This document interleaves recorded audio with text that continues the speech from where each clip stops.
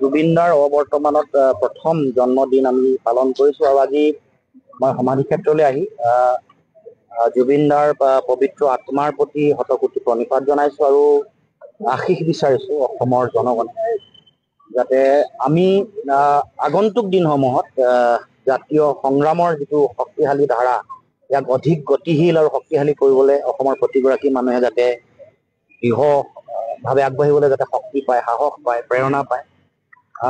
আমি এটা কথা সকলোৱে উপলব্ধি কৰিছোঁ যে তেখেত আমাৰ মাজৰ পৰা নাইকিয়া হৈ গ'লো, কায়িকভাৱে হয়তো নাই তেওঁ, কিন্তু জুবিনদাৰ আদৰ্শই, তেওঁৰ শিল্প চেতনাই, তেওঁৰ আদৰ্শগত চিন্তাই অসমৰ সমাজ জীৱনক আচ্ছন্ন কৰি ৰাখিছে আৰু সেইটো সৰ্বকালৰ কাৰণে থাকিব, কাৰণ ইয়াত এটা বিশ্বজনীন আবেদন আছে। তেওঁৰ আদৰ্শ চিন্তা আৰু দৰ্শনটোৱে কোনো ধৰণৰ সীমাবদ্ধতাৰ মাজত থকা নাই। এনেকুৱা নহয় যে অসমীয়া জাতীয় জীৱন আৰু সমাজ জীৱনৰ লগত এই আদৰ্শ আছে। এই গোটেই আদৰ্শটোৱে সমগ্ৰ বিশ্বজনীন কথা বতৰা, মানৱীয় আবেদন আৰু প্ৰমূল্যবোৰৰ কথা কৈছে। কোনো এনেকুৱা মানুহ, শক্তিশালী মানুহ নাই যি মোৰ কোনো ধৰ্ম নাই, মোৰ কোনো জাত নাই আৰু মোৰ কোনো ভগৱান নাই বুলি ক'ব পাৰে। এইটোৱে কিমান উচ্চ মান বিশিষ্ট এটা মানৱীয় দৰ্শনৰ কথা কৈছে।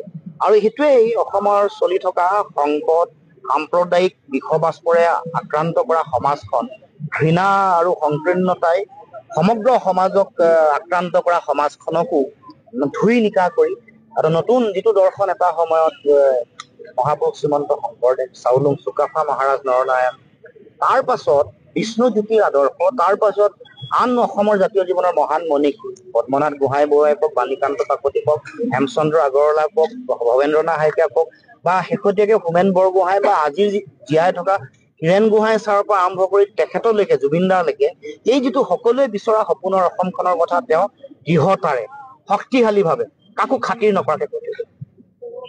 গতিকে সেইটো আদৰ্শ থাকিব আৰু সেইটো আদৰ্শক কোনেও শেষ কৰিব নোৱাৰে। এনেকুৱা কোনো শক্তি নাই যি শক্তিয়ে জুবিনদাৰ সেই প্ৰকৃতিৰ প্ৰতি ভাল পোৱা, গছ গছনিৰ প্ৰতি প্ৰেম, জীৱ জন্তুৰ প্ৰতি দয়ালু চিন্তা, বিপদত পৰা মানুহক সহায় কৰা আৰু জাতিৰ সংকটৰ সময়ত মুকলিকে মাত মতা, যে মোৰ যদি ভাষাৰ সংকট হৈছে, মোৰ যদি ৰাজনৈতিক সংকট হৈছে, মোৰ যদি কোনোবা ধৰণৰ সংকটৰ কাৰণে সমাজ আৰু ৰাজনৈতিকভাৱে সমাজখন যদি বিপন্ন হৈছে, মাত মাতিছে, জনতাক জাগৃত কৰিছে, কৈছে আৰু সকলোকে শক্তি আৰু সাহস দিছে। সেই চেতনা, সেই আদৰ্শক কোনো অশুভ শক্তিয়ে কেতিয়াও শেষ কৰিব নোৱাৰে।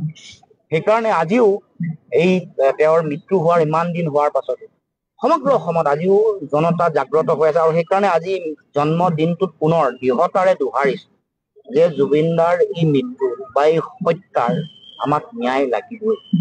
যোনে যোনটো স্তৰৰ পৰা নকৰক লাগিলে, কোনোবা সাম্প্ৰদায়িক শক্তিও যদি ইয়াৰ লগত জড়িত, প্ৰত্যেকে শাস্তি পাব লাগিব। আৰু যিসকলে এই গোটেই কথাটোক লৈ তেওঁলোকে বিপথে পৰিচালিত কৰিব খুজিছে, তেওঁৰ জনগণৰ আৱেগক যিসকলে নিয়ন্ত্ৰণ আৰু প্ৰশমিত কৰিব খুজিছে, কোনেও নিষ্ঠা পোৱা ফল পাই আছে, এটা এটাকে কৰ্মফল পাই আছে।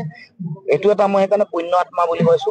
যদি ন্যায়িকভাৱে সংবিধানৰ গণ্ডিত কোনোবাই শাস্তি পোৱা নাই, অদৃশ্যভাৱেও কোনো শক্তিয়ে প্ৰত্যেককে এই যিটো জুবিনদাৰ সত্তাটোক অৱদমন কৰিবৰ কাৰণে কোনোবাই যদি অপচেষ্টা কৰিছে, তাক কঠোৰৰ পৰা কঠোৰ শাস্তি অদৃশ্য শক্তিয়ে বাৰে বাৰে দি আছে আৰু দি থাকিব।